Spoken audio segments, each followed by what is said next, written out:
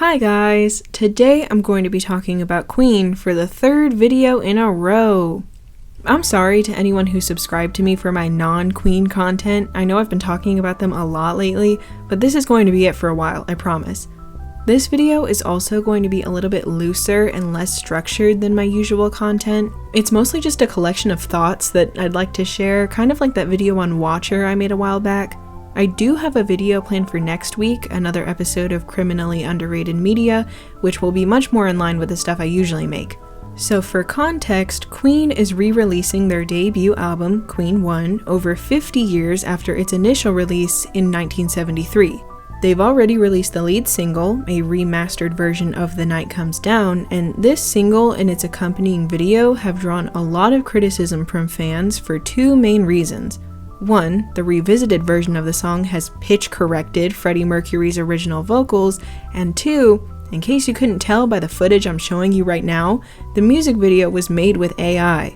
I don't think this re-release is a bad idea, I just think the way they're going about it is wrong, and honestly that kind of sums up my feelings on the direction Queen has taken after Freddie's death.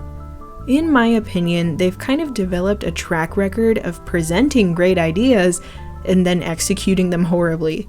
Well, maybe not let me keep going. Starting in 2004, Queen began touring again as Queen and Paul Rodgers. After their collaboration ended in 2009, Queen resumed touring in 2011 as Queen and Adam Lambert, which has continued ever since.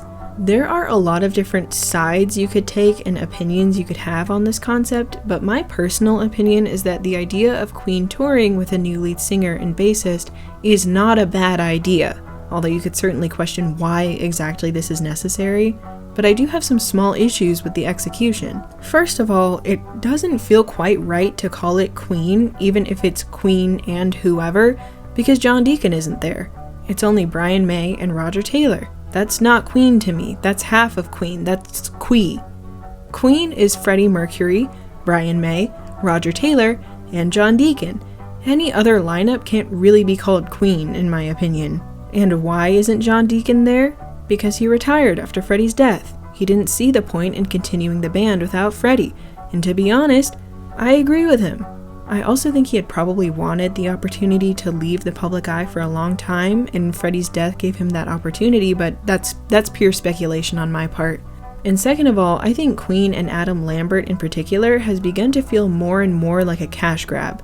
And I don't have anything against Adam Lambert, I think he's very talented, he's a great frontman for Queen, I loved the Megamind Rules theme song. I think it's great if they want to reunite for one-off performances for some kind of charitable cause, which they've done in the past.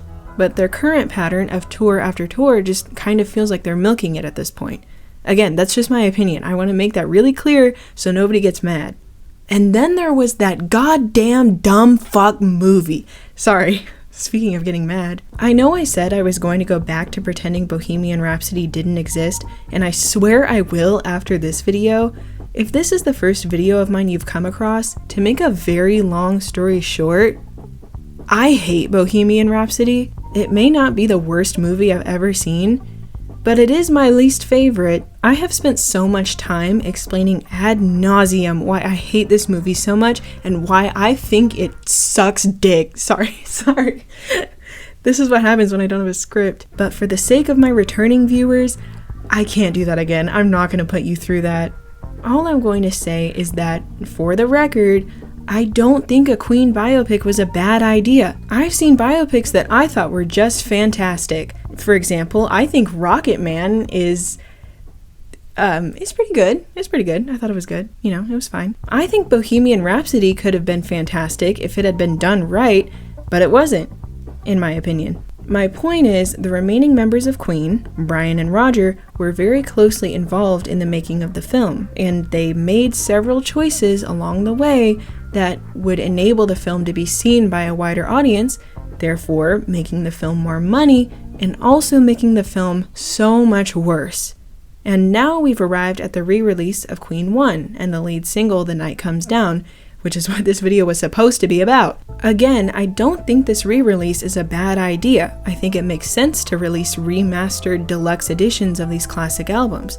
I just think the way they're going about it is all wrong. Let's start with the pitch correction. Let's unpack that. I'm pretty much parroting what a ton of other people have said, but why would you ever pitch correct Freddie Mercury? Like, what are we doing, guys? What are we doing? And the pitch correction is so obvious too. It really just cheapens the whole performance and makes Freddie sound worse. I don't like this new mix at all, honestly. Maybe I'm just used to the original, but it just sounds so hollow and artificial. It honestly makes me hesitant to listen to the rest of the album if it's all going to sound like this. They probably auto-tuned Roger's falsetto on My Fairy King. To quote Brian May himself, according to the liner notes of this re-release, all the performances are exactly as they originally appeared in 1973, but every instrument has been revisited to produce the live ambient sounds we would have liked to use originally. I don't believe him. Nothing about this re-release sounds live or ambient. It makes me picture Freddie walking around on stage with one of those auto-tuned microphones like he's Travis Scott. And the AI-generated video for The Night Comes Down looks absolutely awful. I'm opposed to the use of AI in this way in general, but I think a lot of fans would be able to look past the use of AI in this video if it looked good, and it does not. It looks truly horrifying. And a band like Queen has so many resources at their disposal. This video could have been literally anything they wanted, and they chose the worst option. There is a ridiculous amount of archival footage from Queen's live performances, some of which has never been released to the public. This would have been the perfect opportunity to use it. They also could have animated a music video and given real jobs to real artists. That's what they did for the Freddie Mercury solo track, Love Me Like There's No Tomorrow, and that video is great! It's one of my favorite music videos ever because the story is so compelling and it's so well animated. You can tell that the team behind it really loved what they were making and had faith in the idea. I don't get the impression that anyone behind The Night Comes Down loved what they were making. I don't get the impression that any human beings were involved at all. It's a machine's world, right? And Brian is someone who has historically been anti-AI. Obviously, it wasn't his idea to use AI for the video, and he wasn't involved in the making of it, but he approved of it, so to a casual observer, it makes him look like kind of a hypocrite. Anyways, this re-release and the discussion around it really got me thinking about modern-day Queen and the variety of missteps that I feel they've taken, and I'm genuinely wondering, was it all worth it? Is it worth it to keep touring and trying to evoke the image of your glory days? Is it worth it to sanitize the story of your dead bandmate to sell more movie tickets? Is it worth it to sign off on all of these uninspired, lazy, distasteful products? Yes, it is. Because these endeavors make gobs and gobs of money, and because no matter what, Queen's reputation will remain preserved. They've accumulated enough goodwill through their music, their status as rock legends, and Freddie Mercury's larger-than-life presence that it doesn't matter what they do now. Even if they end up disappointing or upsetting their die-hard fans, there's nothing they could do that would leave even a scratch on their reputation. And just so we're clear, I don't want anything to happen to their reputation because they've earned it. They're one of my favorite bands, one of the best bands ever, 4 of the most talented musicians who have ever walked the earth. I cannot stress enough how much respect I have for their work.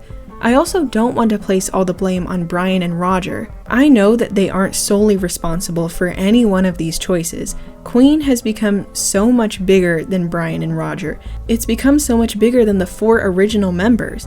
Honestly, the situation reminds me a lot of modern Gorillaz. What started out as 2 roommates, Damon Albarn and Jamie Hewlett, making fun of celebrity culture has now become a huge operation. It's become more of a corporation than a band. And that corporation has made some stupid decisions, like selling NFTs. They had to walk that back because fans were pointing out that producing and selling something so detrimental to the environment was kind of hypocritical coming from the band who made an entire album about protecting the environment. But Damon and Jamie didn't make that choice.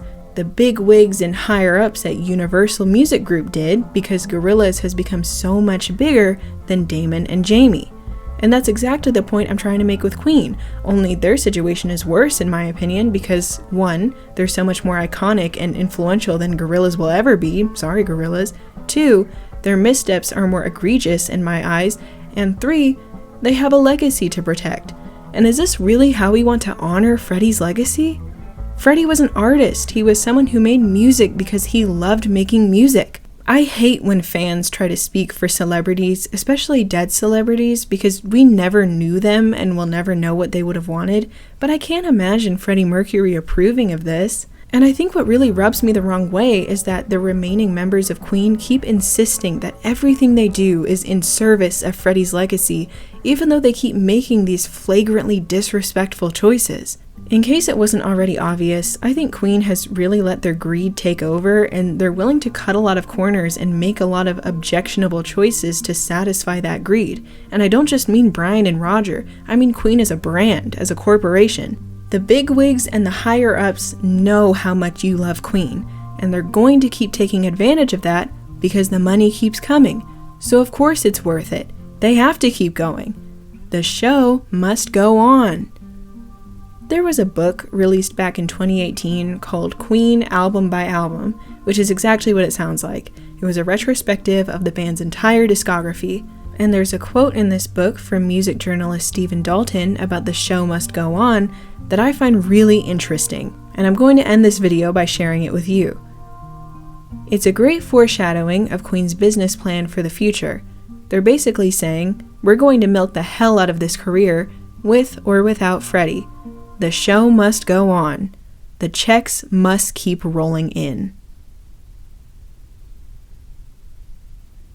Thank you so much for watching this video. I'm sorry again that it wasn't as organized as my videos usually are, but let me know down in the comments what you think about this situation because I'm really genuinely curious. I want to know what you guys think of this upcoming re-release of Queen 1. If you guys are interested, I might do a full review of the album when it comes out, so let me know if that's something you want to see. I also have a bunch of other videos about Queen if you're interested in watching those, although there probably won't be any more for a very long time, because I know you guys are tired. Anyways, that's it. Thanks for watching.